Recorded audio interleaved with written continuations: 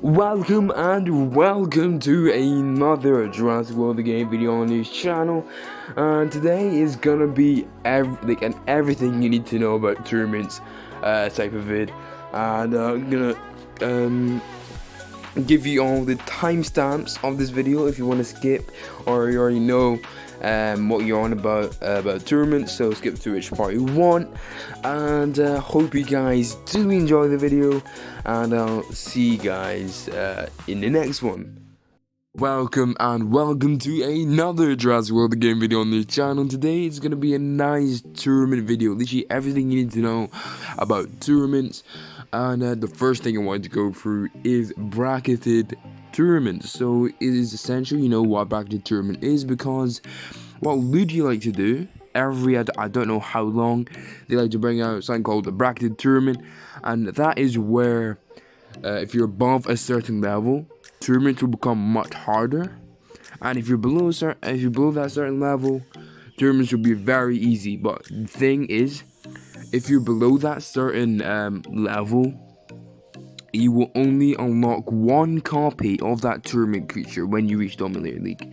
So if you finish Dominator League and you're below like level 50 or 60, you will get one, as I said, one copy of that tournament creature. So it might be worth just staying at the Predator League, where you get two legendary creatures. You can get instantly level 20. So that's why I want the lower levels to know, because it is more beneficial for your park and your lineup for you to have a level 20 legendary than one tournament creature that you will not unlock and won't be able to buy a second copy of, so you can get a level 20. So getting level 20 legendary would be much better and more beneficial for the lower levels, and that's why I recommend trying to do every tournament that comes out, even if it's not bracketed. Try and get to that Predator League and expand your lineup as much as possible. Even if you can't get to the super rare, whatever, I think it's called Hunter League, where you get two super rares. So like if your lineup isn't that good, you can still get a level 20 super rare, because you get two of the same ones. So that's what I wanted you guys to know about bracketed tournaments, because the last bracketed tournament that we had was monogamous, and higher levels were battling with aquatic creatures, and the lower levels were battling with land dinosaurs. That's why some of you guys might have might have been confused of why some people were battling with aquatics and some people battle with land. So that is bracketed tournament for you guys. And let's go on to the second tip. Welcome to the second part of this video, and this part is to show you the most effective tournament battle strategy there is. It gives you trophies, it's easy to execute, and it consists of this. So we're going to fight and we're going to battle. We're going to our lowest creatures, and then we're going to click 1, 2, 3, and we remove the middle creature. And what we replace with that middle creature is a nice, strong creature that'll be able to take on anything that comes up. So I've looked, and I'm in Hunter League, so super rare, the super rare league. And what I'm gonna do is scroll to my level 40 super rares and pick a dinosaur roundabout there. So what I'm gonna pick is a Langosaurus.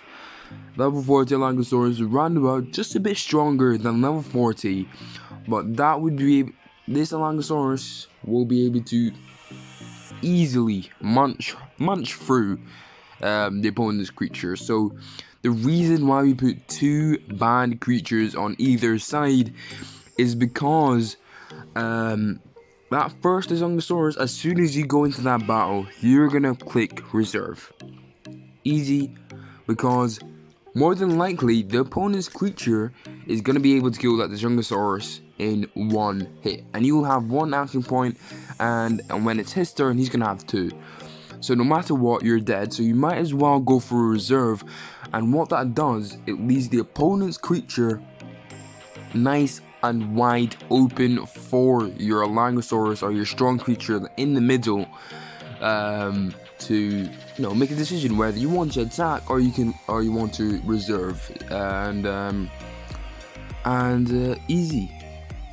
After that, well, the second Zungosaurus is there to lower the velocity of your lineup, because what the computer does is checks the velocity of, or takes the average velocity of your team and compares it to the other's team, and says whether you deserve more trophies or less trophies. Obviously, if you have a very strong team and the opponent's squad doesn't have that good of a team, it's not going to give you as much trophies.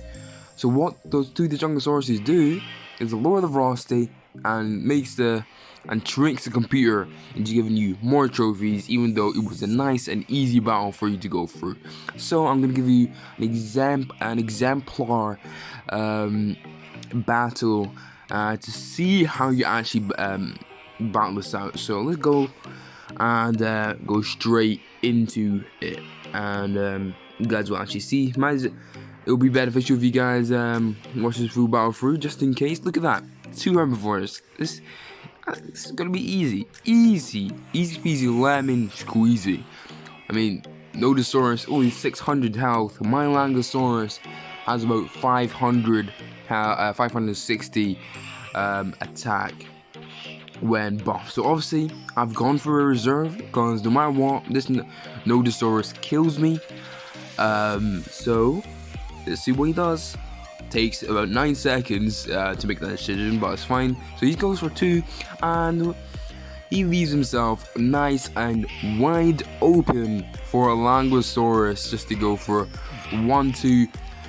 And I don't have to worry about Antarctica Panther because it is a herbivore. And look at that, 2 attack, and he's dead.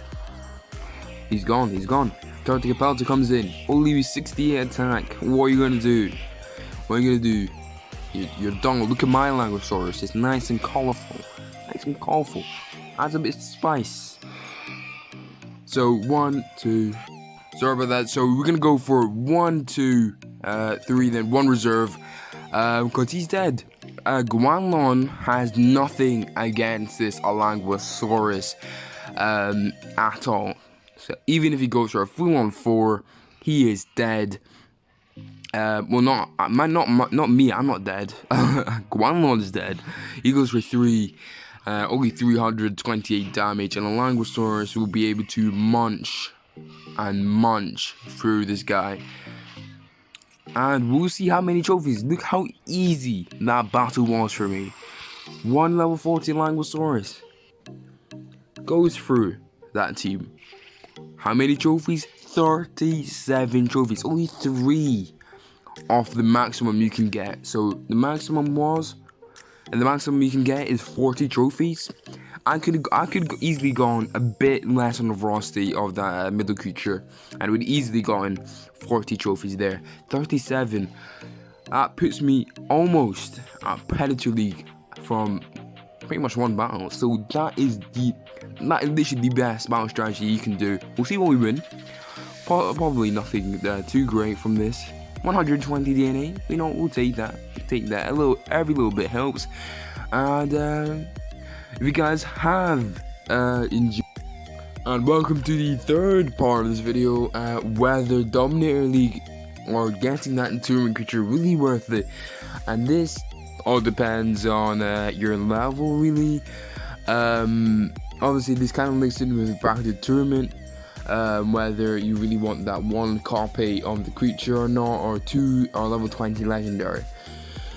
Obviously if you're a lower creature, like tournament creatures aren't really worth it at all. They take too long. They're, I want to say the right price range, but they just take too long to do. It's like a lot of wasted time on tournament creatures, and for like end game you only really use them for hybrids. You don't use them at all. There's much better creatures out there to use other than tournament creatures. So if your lineup isn't that deep, just aim for Predator League. Predator League, the pack is just as good. you get the level 20 legendary, and you get the 1,300 VIP points, 2,500 DNA, and it's pretty much just as good. It's a really good pack.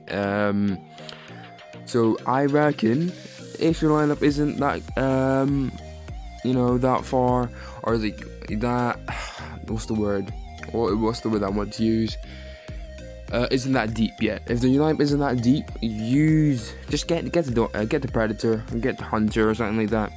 That will help you much more than getting that one tournament creature and waiting a whole month to get a level 40 of that creature.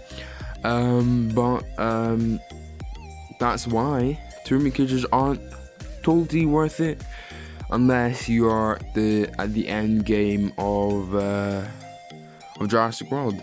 So let's end this video here, and hope you guys have a nice day, and see you guys in the next one.